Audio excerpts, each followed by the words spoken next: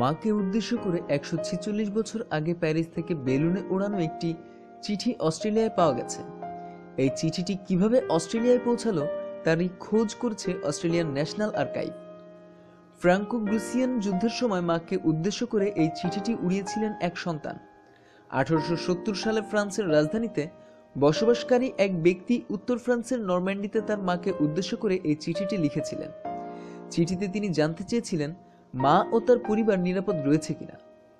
National archive বলছে কিভাবে চিঠিবাহী বেলুনটি এত দূর আসলো সে সম্পর্কে কোনো তথ্যই তাদের কাছে নেই। ন্যাশনাল আর্কাইভের সহকারী মহাপরিচালক লুইস ডয়লি বলছেন, এই চিঠিটি সেই সময়কার ফরাসি ইতিহাস জানার সুযোগ করে দিয়েছে। ফ্রাঙ্কো গ্রুসিয়ান যুদ্ধের সময় ১৮৭০ সালের সেপ্টেম্বর থেকে ১৮৭১ সালের জানুয়ারি পর্যন্ত প্যারিসকে ৪ মাসের বেশি সময় দখলে রেখেছিল গ্রুসিয়ান বাহিনী। শত্রুপক্ষ সিন নদী দিয়ে যাওয়া টেলিগ্রামের তার কেটে দেয় প্রায় ২০ লাখ চিঠি গরম বাতাসের বেলুনে করে পাঠানো হয়েছিল। সাবধানতার সঙ্গে ছোট খামে ভরে চিঠিগুলো বেলুনে করে শত্রুপক্ষের ওপর দিয়ে উড়িয়ে দেওয়া হতো। এই চিঠিটির স্ট্যাম্পে দেখা যাচ্ছে ১৮৭০ সালের ৭ ডিসেম্বর এইটি পোস্ট করা হয়েছিল। কিভাবে অস্ট্রেলিয়া গিয়ে পৌঁছলো তা এখনো রহস্য। অস্ট্রেলিয়ান ন্যাশনাল আর্কাইভ খুঁজে দেখার চেষ্টা করছে অস্ট্রেলিয়ার সাথে এর কোনো যোগাযোগ আছে কিনা বা প্রেরকের কোনো আত্মীয় ব্রিসবেনে বাস করছে কিনা।